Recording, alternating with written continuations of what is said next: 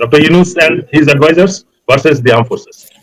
আমার যেটা আমি সন্দেহ করছি, আমার সাথে কর্নেল মুস্তাফিজ বা অন্যরা একমত নাও হতে পারে, সেটা হচ্ছে যে আমরা 5 থেকে 8 আগস্টের মধ্যে যে উপদেষ্টা পরিষদ দেখলাম, এটা কিন্তু এই সশস্ত্র বাহিনীরই প্ল্যান বি বলতে পারি, সি বলতে পারি, আওয়ামী লীগের কিছু একটা সেট আপের মধ্যে ওরাই গভর্নমেন্টটা ফর্ম করছে। যদিও রাজনৈতিক দলকে তারা ডেকেছিল, they were also not prepared যে আমি নাম কাকে দিব।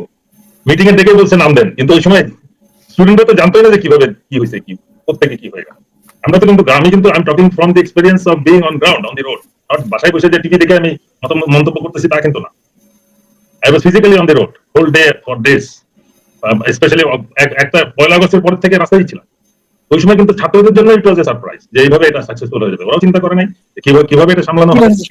রাজনৈতিক দলের নেতৃত্ব হলেও হয়তো এই প্রবলেমটা হতো না। আর ওই সময় যেটা চান্সটা নিয়েছে জেনারেল ওয়াকার বা সেনাপ্রধান সব রাজনৈতিক দলকে ডেকে তাদের প্রস্তাব দিয়েছে। ওই নামটা কিন্তু ওদের থেকে নাম দিছে, বাট সে তার সেটআপটাই সেট করে দিছে।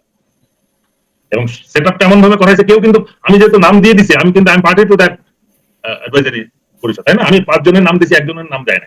এখন কিন্তু আমি বলতে পারবো না যে আমি তো এটার মধ্যে নাই, আমি জানি না।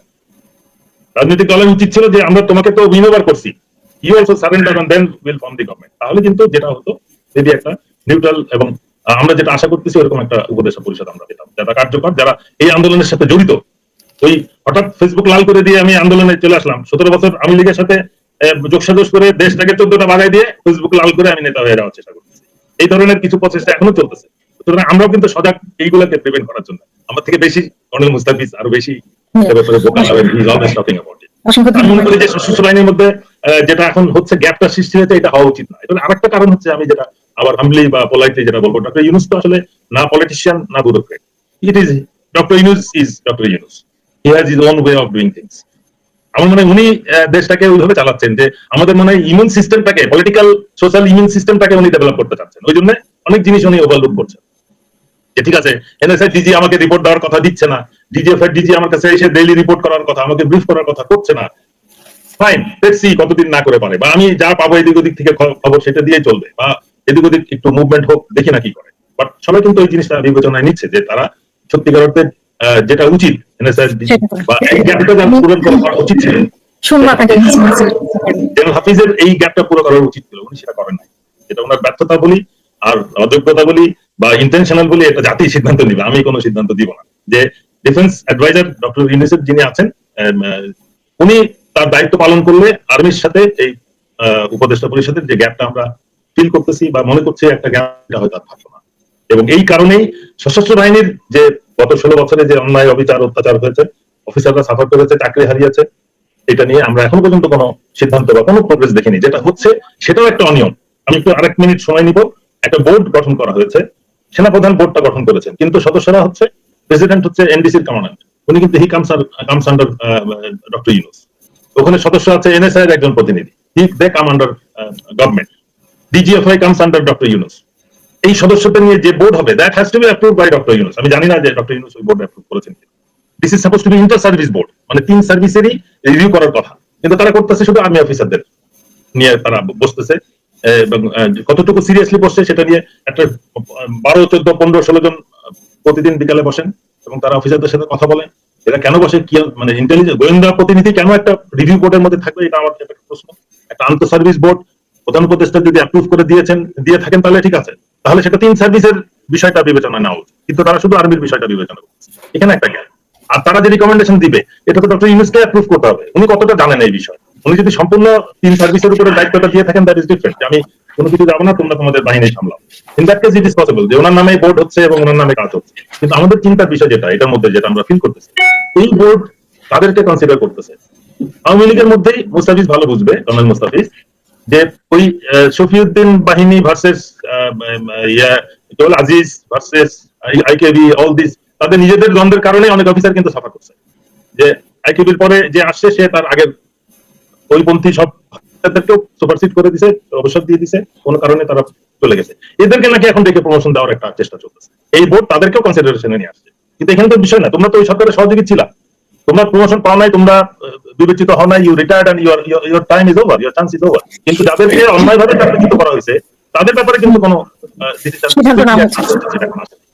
আমি আরো বিস্তারিত শুনবো হাসান নাসির আপনার কাছে, আরো ইম্পর্টেন্ট কিছু হয়তো জানার চেষ্টা করবো। আমি লেফটেন্যান্ট কর্নেল মোস্তাফিজুর রহমান আপনার কাছে একদিকে যেরকম ভারতের 5ই আগস্টের পরে ভারতের এক ধরনের বাংলাদেশের প্রতি অনেক বেশি কৌতূহল এবং একের পর এক চেষ্টা করে যাচ্ছে আসলে আওয়ামী লীগকে কিভাবে ক্ষমতা আনা যায় অথবা আওয়ামী লীগকে আবার দেশে ফেরানো যায় বা আওয়ামী লীগের জন্যই তাদের যত প্রচেষ্টা। আবার এইদিকে আর্মির সাথে যেটা ডক্টর ইউনূস সরকারের একটা এক ধরনের গ্যাপ, সেই গ্যাপের কারণে এই প্রোপাগান্ডা নাকি আসলে এর পেছনের কোনো কারণ আছে, সুনির্দিষ্ট কোনো কারণ আছে বলে আপনি মনে করেন? এবং গতকালকে আমার টক শোতেই একজন বলে গিয়েছেন লেফটেন্যান্ট কর্নেল দিদারুল আলম, তো উনিও একটা স্পেসিফিকলি যে জাতিসংঘের সাথে কি হয়েছে সেটা নিয়ে একটু বলার চেষ্টা করেছেন। সেটা নিয়ে আপনার কাছে একটু শুনতে চাইছি। আপনার আপনার কন্টেন্ট দেখে এক দর্শক প্রশ্ন করেছিলেন ওনাকে, সেই উত্তরটা উনি দিয়েছিলেন, সেটাও বা কতটুকু ঠিক সেটা আমি আপনার কাছে শুনতে চাই। ধন্যবাদ হাসিনা আক্তার। প্রথমে আমি বলতে চাই যে আমি কর্নেল দিদারের বক্তব্যটা আমি শুনেছি। এখানে আমি বলবো যে অ্যাকচুয়ালি গতকালকেই সম্ভবত পিনাকি ভট্টাচার্য উনি যে একটা ফুল একটা এপিসোড করেছেন যে সেনাবাহিনীর তরফ থেকে জেনারেল ওয়াকার জেনারেল অফিস থেকে একটা চিঠি গিয়েছে ইউএন সদর দপ্তর, যেটা বাংলাদেশে অবস্থিত, বাংলাদেশে ইউএনের একটা দপ্তর আছে, ওখানে চিঠিটা দিয়েছে এবং এটা উনি ক্লিয়ারলি বলে দিয়েছেন যে এই ধরনের একটা চিঠি যেতে হলে যেটা হয় প্রথমে যেতে হয় সেনাবাহিনী থেকে যে চিঠিটা লেখা হবে আর্ম ফোর্সেস ডিভিশন, ওখান থেকে মন্ত্রণালয় ডিফেন্স মিনিস্ট্রিতে, তারপরে সরকার এটা পাঠাবে ইউএনএ। বিকজ এখানে হচ্ছে জিনিসটা দেখতে হবে, এটার উনি ব্যাখ্যা দিয়েছেন যে যেহেতু ইউএন হেডকোয়ার্টারে সেনাবাহিনীর একটা সেল থাকে এই কারণে ওদের সাথে ডাইরেক্ট কমিউনিকেশন করতে পারে আর্মি। মানে এটা একটা মানে চরম একটা রং এক্সপ্লেনেশন দিয়েছে। ইউএন হেডকোয়ার্টারে যেটা বাংলাদেশ আর্মির একটা সেল থাকে, এটা হচ্ছে নিউ ইয়র্কে। এখানে আমি যেখানে থাকি ওখানে একটা আছে, আর্মির একটা সেল আছে, এবং আর্মির সেলটা কি কাজ করে হচ্ছে যখন ইউএন এর সাথে বাংলাদেশ সরকার একটা ডিল হয়ে যায় যে এখানে একটা ব্যাটালিয়ন বা দুইটা ব্যাটালিয়ন ওখানে যাবে এবং পরবর্তীতে এত ডিউরেশন পরে ফেরত আসবে, এটা মেইন সরকারের সাথে একটা ডিল হয়ে গেল। ডিল হয়ে যাওয়ার পরে তখন যে মাইনর ইস্যুগুলো নিয়ে তখন আর সরকার টু সরকারের দরকার নেই, তখন আর্মি এবং ওই সেলটার মাধ্যমে সরাসরি ইউএনের সাথে জোগাড় করে। আর দিদার স্যার বলেছেন যে ওই সেলটা কারণে বাট কথা হচ্ছে সেনাবাহিনী ওই চিঠিটা কিন্তু ইউএন হেডকোয়ার্টারে পাঠায়নি। ইউএন হেডকোয়ার্টার যেটা নিউ ইয়র্কে পাঠায়, এটা পাঠিয়েছে বাংলাদেশে যে ইউএন অফিস আছে ওইখানে তো আমাদের আর্মির কোনো সেল নেই। তাহলে এটা উনি অ্যাকচুয়ালি একটা গোজামিল দিয়ে করার চেষ্টা করেছে। আর এখানে জিনিসটা আমি আরেকবার বলতে চাই, সেটা হচ্ছে আমরা সবাই জানি, আমি নিজেও এর আগে কয়েকবার বলেছি, এর আগে লাইভে বলেছি, যখন শেখ হাসিনা যখন এই দেশে জুলাই আগস্টে যখন অ্যাট্রোসিটি চালাচ্ছিল, তখনই ইউএন এই ইনভেস্টিগেশনটা করার জন্য বলেছিল। শেখ হাসিনা নিজে বলেছে যে ইউএনকে আমি বলেছি যে ইনভেস্টিগেট করার জন্য, কিন্তু সে একটা অহমিকার সাথে বলেছিল। অ্যাকচুয়ালি তারা তখন অলরেডি, আমি যেহেতু ইউএন এখানে যারা আছে তাদের অফিসিয়ালদের সাথে যোগাযোগ ছিল, তারা অনেক আগেই অ্যাপ্রোচটা করেছে, বাট শেখ হাসিনা এটাকে ডিলে করতেছিল, যেটা সরকার পতনের পর প্রফেসর ইউনূস তাদের সাথে যোগাযোগ করে এই জিনিসটাকে, এই তদন্তটাকে নিয়ে আসছে। এবং এই তদন্ত রিপোর্ট যখন দেওয়ার পর অ্যাকচুয়ালি আমরা মানে তখন বুঝতে পেরেছি যে ইউএন যেহেতু একটা নিরপেক্ষ বডি এবং তাদের ইনভেস্টিগেশনটা সবচেয়ে আন্তর্জাতিক এবং দেশীয়ভাবে সবচেয়ে নির্ভরযোগ্য। এখন এই যে ইনভেস্টিগেশনটা হয়েছে এবং এর সবকিছু যাচ্ছে কিন্তু ভারত এবং আওয়ামী লীগের এগেইনস্টে। সো তারা এই ইউএন এর তারা যে প্রচেষ্টাটা নিয়েছে সেটা হচ্ছে ইউএন এর যে ইনভেস্টিগেশন, এটাকে প্রশ্নবিদ্ধ করা। এই প্রশ্নবিদ্ধ করার জন্য তারা করেছে সেনাবাহিনীকে ব্যবহার করেছে। এবং সেনাবাহিনীতে আমরা এর আগে অনেকটা অনুষ্ঠানে দেখেছি, জেনারেল ফজলে আকবরকে দেখেছি 5 তারিখে যখন দেখা হয় সেনাপ্রধানের সাথে, তখন বলেছেন যে ভারতীয় সেনাপ্রধান তার সাথে কল করবে, বিক্রম মিশ্রের সাথে তার যোগাযোগ দেখেছি। এবং বিভিন্ন প্রতিটা ক্ষেত্রে আমরা দেখেছি যে সেনাবাহিনীর প্রধানের সাথে, জেনারেল ওয়াকারুজ্জামানের সাথে সরাসরি ভারতের একটা যোগাযোগ আছে। এবং আপনি যদি খেয়াল করেন যে গত 16 বছর প্লাস হচ্ছে এর আগে যখন আওয়ামী লীগ যখন পাওয়ারে ছিল, তারা সবসময় ভারতের ইন্টারেস্ট যেভাবে সেইভাবে তারা যেভাবে অ্যাডভাইস করতে সেভাবে করতো। আপনারা দেখেন যে তারা কিন্তু মার্শে বার্নি কার্ডের উপরে আক্রমণ চালিয়েছে, তারপরে মানে কথা হচ্ছে ভারতের সাথে আমেরিকার যে রিলেশন যেটা আছে এটাকে খারাপ করার চেষ্টা করেছে। এবং আওয়ামী লীগকে বুঝিয়েছে যে আমরা আমেরিকাকে ম্যানেজ করবো, কারণ আমেরিকা তাদেরকে ইজারা দিয়েছিল 1/11 পরে। কিন্তু শেষ পর্যন্ত কিন্তু এটা আমেরিকা যখন বুঝে গেছে যে এই জিনিসটা ভারত আর তাদের ইন্টারেস্ট শো করতেছে না, তখনই কিন্তু ভারত তার স্ট্যান্ড চেঞ্জ করেছে এবং সেই স্ট্যান্ড এখনো আছে। এখন এই মুহূর্তে সেনাপ্রধান যে চিঠিটা লিখেছে, এটা এক হচ্ছে আমি বলবো ইটস অডাসিটি। এটা প্রফেসর ইউনূস সরকারকে চ্যালেঞ্জ করা। প্রফেসর ইউনূস সরকার যেখানে এই ইউএন এর ইয়েদেরকে বলে এই ইনভেস্টিগেশনটা নিয়ে এসে একটা সুন্দর একটা আন্তর্জাতিক মানে একটা ইনভেস্টিগেশন করে জনগণের সামনে এবং পৃথিবীর সামনে যে আওয়ামী লীগ সরকার যে অ্যাট্রোসিটিটা চালিয়েছে এবং এর সাথে যে ভারতের একটা সংশ্লিষ্টতা আছে, এই জিনিসগুলো কিন্তু বিভিন্নভাবে প্রমাণিত হয়ে গেছে এবং মানুষ অলরেডি বুঝে গেছে। এই সময় তারা চেষ্টা করছে এই জাতিসংঘের এই রিপোর্টটাকে প্রশ্নবিদ্ধ করার জন্য। এটাই করেছে। যখন এই চিঠিটা দিয়েছে, চিঠি দেওয়ার সাথে সাথে বিভিন্ন জায়গায় বিভিন্ন ফেসবুক গ্রুপ থেকে শুরু করে ভারতীয় মিডিয়া প্রোপাগান্ডা শুরু করে দিয়েছে। তো আমি মনে করি যে এটাই হচ্ছে প্রফেসর ইউনূসের জন্য একটা বেস্ট সুযোগ জেনারেল ওয়াকারকে সরিয়ে দেওয়া। কারণ ওনাকে যদি না সরানো হয়, এরকম সার্কাস চলতেই থাকবে। এই যে আপনার কি মনে হয় যে আপনি বলার চেষ্টা করেছেন, বা আপনার কি মনে হয় যে জেনারেল ওয়াকারের সাথে যেটা ভারতের সেনাপ্রধান বারবার বলছেন যে ওনার সাথে ওনার যোগাযোগ, এই যোগাযোগে কোনো একটা ক্ষেত্র তৈরি করছে কিনা? এইটাই তো আমি বলতে চাচ্ছি যে এটা তো আমি অ্যাকচুয়ালি ডে ওয়ান থেকে বলে আসতেছি যে ভারতের সাথে যে 1-to-1, মানে মোট কথা হচ্ছে কোরআনে যেরকম বলা আছে যে যারা মুনাফিক তাদের কাছে তাদের কাজগুলো শোভন করে দেওয়া। এই গত 16 বছরে ভারতকে আমাদের সেনাবাহিনী গোয়েন্দা সংস্থার ভিতরে ইনফিল্ট্রেট করে এমন একটা সিচুয়েশন নিয়ে আসছে, তারা দে ডোন্ট মাইন্ড। আমার কাছে ওপেনলি এক অফিসার আমাকে ওপেনলি বলেছে যে তার সাথে ভারতীয় কানেকশন আছে।